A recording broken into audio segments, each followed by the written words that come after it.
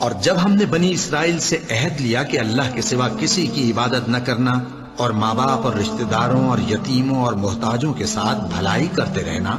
اور لوگوں سے اچھی باتیں کہنا اور نماز پڑھتے اور زکوٰۃ دیتے رہنا، تو چند آدمیوں کے سوا تم سب اس عہد سے منہ پھیر کر پلٹ گئے۔ تم پر فرض کیا جاتا ہے کہ جب تم میں سے کسی کو موت کا وقت آ جائے تو اگر وہ کچھ مال چھوڑ جانے والا ہو تو ماں باپ اور رشتہ داروں کے لیے دستور کے مطابق وصیت کر جائے۔ اللہ سے ڈرنے والوں پر یہ ایک حق ہے۔ اے نبی،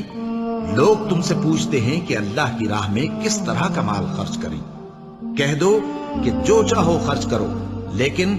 جو مال خرچ کرنا چاہو وہ درجہ بدرجہ اہل استحقاق یعنی ماں باپ کو اور قریب کے رشتہ داروں کو اور یتیموں کو اور محتاجوں کو اور مسافروں کو سب کو دو،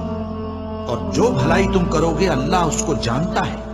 لوگوں، اپنے پروردگار سے ڈرو جس نے تم کو ایک شخص سے پیدا کیا، یعنی اول اس سے اس کا جوڑا بنایا، پھر ان دونوں سے کثرت سے مرد و عورت پیدا کر کے روئے زمین پر پھیلا دیے۔ اور اللہ سے ڈرو جس کے واسطے سے تم ایک دوسرے سے حقوق کا مطالبہ کرتے ہو، اور قطع رحمی سے بچو، کچھ شک نہیں کہ اللہ تمہیں دیکھ رہا ہے۔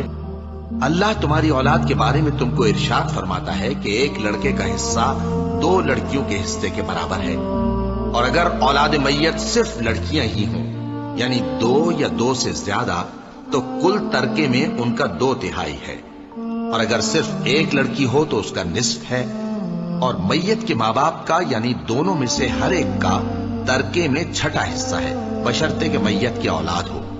اور اگر اولاد نہ ہو اور صرف ماں باپ ہی اس کے وارث ہوں تو 1/3 ماں کا حصہ ہے، اور اگر میت کے بھائی بھی ہوں تو ماں کا 6واں حصہ ہوگا۔ اور یہ تقسیم ترکہ میت کی وصیت کی تعمیل کے بعد جو اس نے کی ہو یا قرض کے ادا ہونے کے بعد جو اس کے ذمے ہو عمل میں آئے گی۔ تم کو معلوم نہیں کہ تمہارے باپ دادوں اور بیٹوں اور پوتوں میں سے فائدے کے لحاظ سے کون تم سے زیادہ قریب ہے۔ یہ حصے اللہ کے مقرر کیے ہوئے ہیں، اور اللہ سب کچھ جاننے والا ہے، حکمت والا ہے۔ اور جو مال ماں باپ اور رشتہ دار چھوڑ مریں تو حقداروں میں تقسیم کر دو کہ ہم نے ہر ایک کے حقدار مقرر کر دیے ہیں، اور جن لوگوں سے تم عہد کر چکے ہو ان کو بھی ان کا حصہ دو۔ بے شک اللہ ہر چیز پر نگراں ہے۔ اور اللہ ہی کی عبادت کرو اور اس کے ساتھ کسی چیز کو شریک نہ بناؤ، اور ماں باپ اور قرابت والوں اور یتیموں اور ناداروں اور رشتہ دار ہمسایوں اور اجنبی ہمسایوں اور پاس بیٹھنے والوں اور مسافروں اور جو لوگ تمہارے قبضے میں ہوں سب کے ساتھ حسن سلوک کرو۔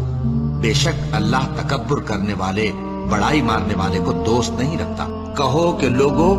آؤ میں تمہیں وہ چیزیں پڑھ کر سناؤں جو تمہارے پروردگار نے تم پر حرام کر دی ہیں۔ ان کی نسبت اس نے اس طرح ارشاد فرمایا ہے کہ کسی چیز کو اللہ کا شریک نہ بنانا، اور ماں باپ سے بدسلوکی نہ کرنا بلکہ حسن سلوک کرتے رہنا، اور ناداری کے اندیشے سے اپنی اولاد کو قتل نہ کرنا، کیونکہ تم کو اور ان کو ہم ہی رزق دیتے ہیں۔ اور بے حیائی کے کام ظاہر ہوں یا پوشیدہ ان کے پاس نہ پھٹکنا، اور کسی شخص کو جس کے قتل کو اللہ نے حرام کر دیا ہے قتل نہ کرنا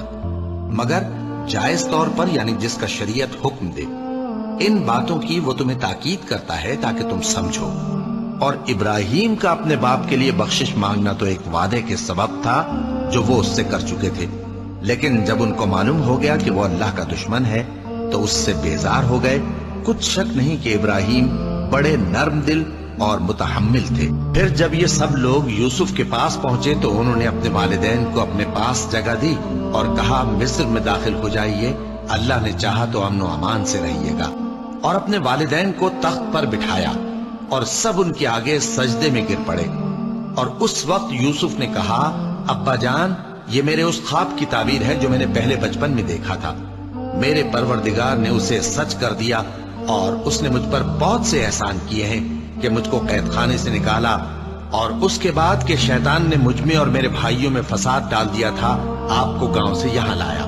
بے شک میرا پروردگار جو چاہتا ہے تدبیر سے کرتا ہے، وہ علم والا ہے، حکمت والا ہے۔ اور تمہارے پروردگار نے ارشاد فرمایا ہے کہ اس کے سوا کسی کی عبادت نہ کرو، اور ماں باپ کے ساتھ بھلائی کرتے رہو، اگر ان میں سے ایک یا دونوں تمہارے سامنے بڑھاپے کو پہنچ جائیں تو ان کو اف تک نہ کہنا اور نہ انہیں جھڑکنا،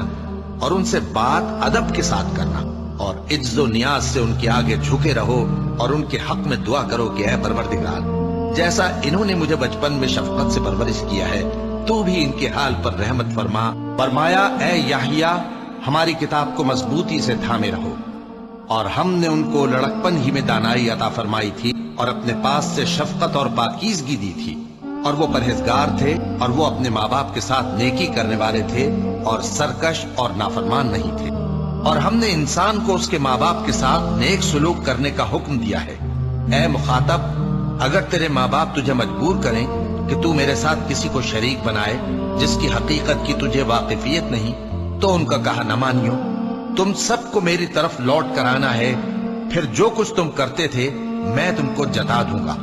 اور ہم نے انسان کو، جسے اس کی ماں تکلیف پر تکلیف سہ کر پیٹ میں اٹھائے رکھتی ہے، پھر اس کو دودھ پلاتی ہے اور آخر کار 2 برس میں اس کا دودھ چھڑانا ہوتا ہے،